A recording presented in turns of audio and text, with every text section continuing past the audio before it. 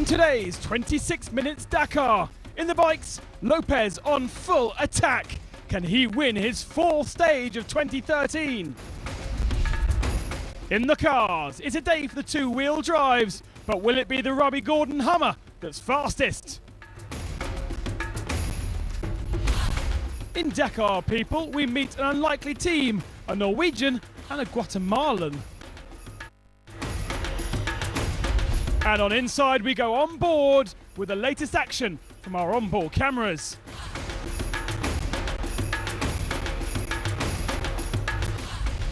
In Legend, a major change in 1992, the introduction of GPS.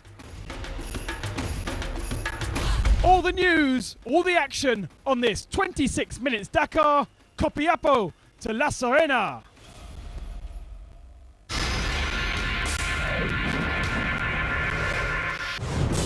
Previously in the bikes, for most of week one, Olivier Pain was the leader of the rally.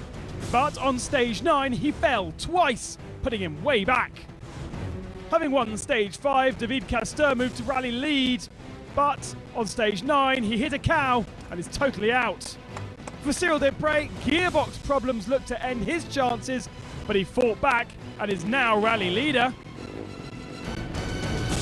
But there was concern for his water carrier. Desprez slowed the pace of stage 12 to allow Faria to hold on to second spot. To have the Red Bull KTM team on the podium in Santiago together is clearly the objective. Francisco Lopez has won 3 stages, but is running out of time to beat his KTM teammates. The pressure from the whole country I have to manage well and work out how I can get this first spot. With just 2 stages left in Chile, who will win Dakar 2013?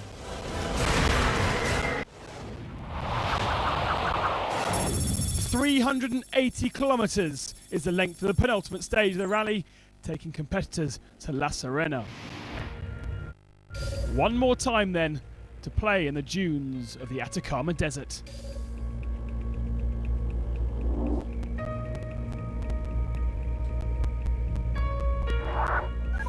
For some, the Dakar was taking its toll. I have a problem with my wrist, a fracture. I'm recovering, but it's not easy to ride with this. My target is still to do all the kilometers, to ride the next stages.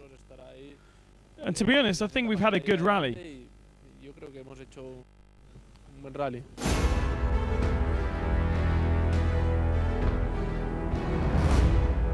Frans Verhoeven was the man to lead the field.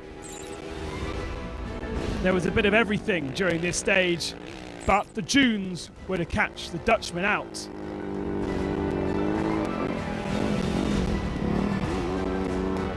He got stuck and he got lost and eventually faded well down the field. In the overall standings, he's fighting with 6th place with this man, Olivier Pain.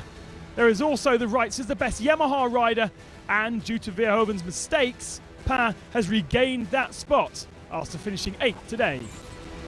Alessandro Bocciuri was the best Husqvarna in the overall in 5th, but a second end change means he's dropped 45 minutes. It got worse today. He didn't even make it to CP2. Joan Barreda wasn't on his usual form either for the Husqvarna team. The Catalan dropping time in the mid part of the stage and getting lost at the end as well. He finished 5th, 10 minutes back. 5th in the standings, having had a very strong second week, Juan Pedrero started 12th on the road today and ran consistently to take 4th of the day and solidly in the 5th overall. Jackass has clearly been the privateer star of the rally. He's only finished once in 5 attempts, but in 2013 the Slovakian not only looks good to finish, but close to the podium. He took 5 minutes out of Faria today.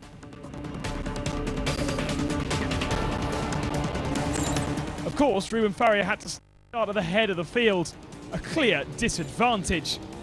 But he approached the stage with confidence knowing Lopez could take his runner-up spot.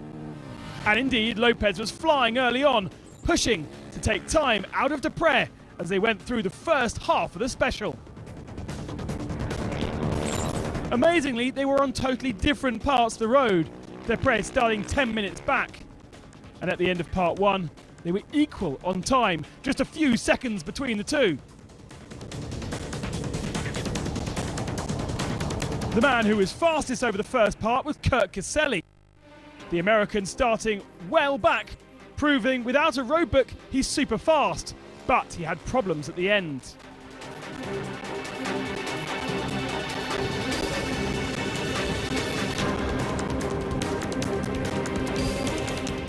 So, to that overall battle again then. The top three. Ruben Faria came in first, 5 hours and 9 minutes on the bike. How would that affect the overall standings? Clearly, with all three so separate, no tactics could influence speed like yesterday. Dupre finished 9 minutes faster than his teammate. What about Lopez though? Indeed, it was clear Lopez managed to halve the gap to Dupre, and with the fastest time over the stage, he moves into second overall. It worked for me. We are now at La Serena, and it's been a very hard week. The stage was very fast, and at the end, I took the lead.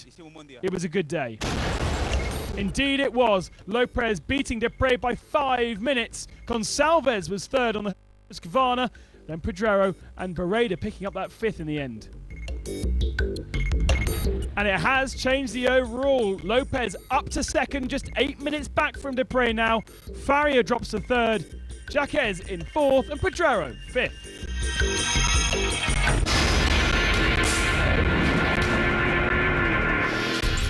Coming into yesterday's stage, Lukas Laskovic was on the fringe of the top 5 after a great recovery run, but in the afternoon he lost 4 hours in the dunes and is well out of the running.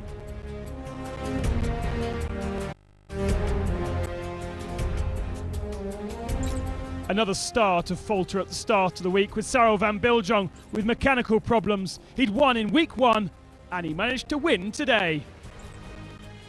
In the battle for fourth, Lucas Bonetto seems to have the upper hand on Sebastian Palmer. Today he ran third fastest for most of the day, ending up fourth by the end.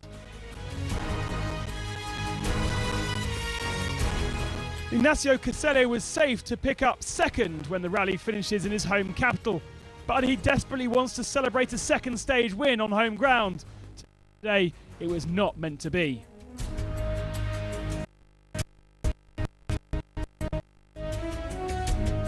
Indeed, for most of the stage, it was Sebastian Husseini who was denying him. The Dutch rider got a taste for victory yesterday, but sadly was unable to repeat it again today. He was just seconds shy. And so to the rally leader, Marcus Patronelli. Yet another very quiet day as the Argentine strolls to his second Dakar success.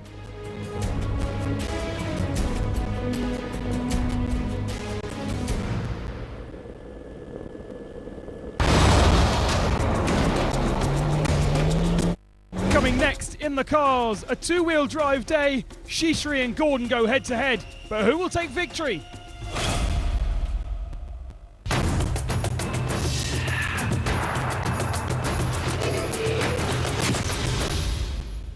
Hola, mi nombre es Francisco Arredondo y soy de Guatemala. Hei, jeg heter Pål Anders Rosæter og velkommen til vårt team. Welcome to our team. Yes.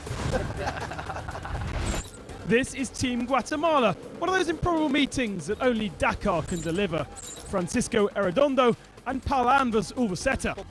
We have a few differences of culture between the people from Guatemala and Team Scandinavia, which is the original name of the team. Team Escandinavia es el nombre original del equipo.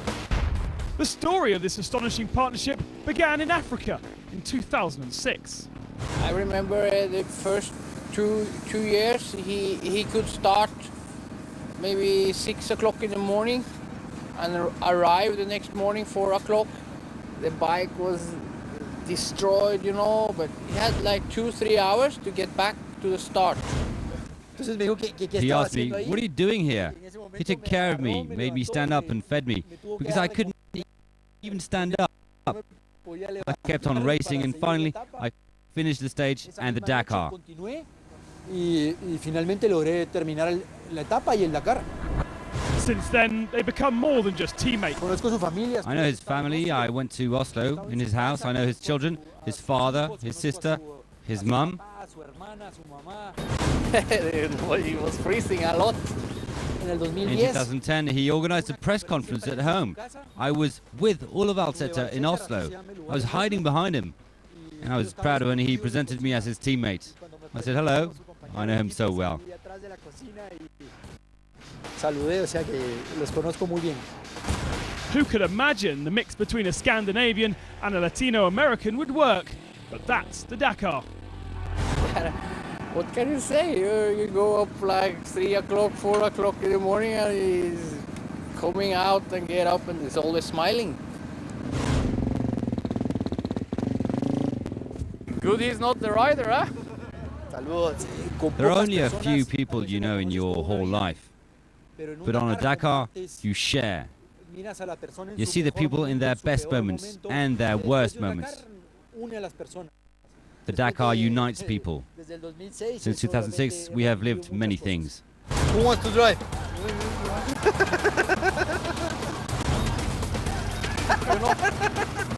This is dangerous. This is good, huh? Oh, shit! Ah!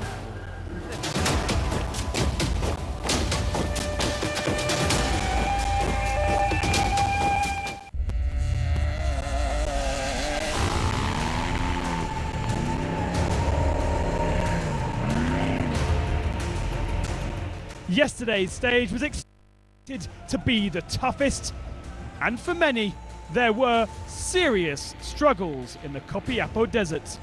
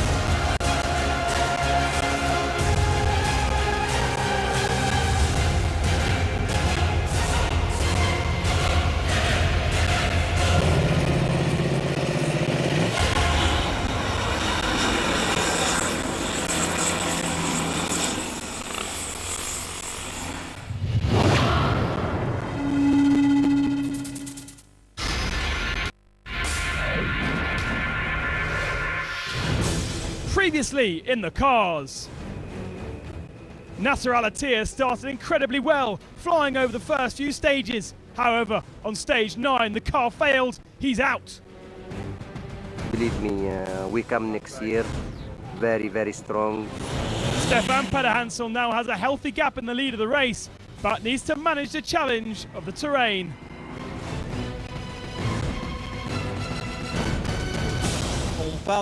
When leaving Copiapo, we still have another 100 or 150 kilometers of dunes, and that could be a problem because you can lose lots of time there. You have to remember this is a mechanical sport. But the second place de Villiers, he needs miles to make up the gap to his rivals. I think everybody that comes here wants to win. But, you know, we have to be realistic. It's not possible to make up 50 minutes to a guy like Stefan, you know. Fighting for the podium, Nani Roma and Leo Novitsky have not been without their problems in the Mini X-Ray cars.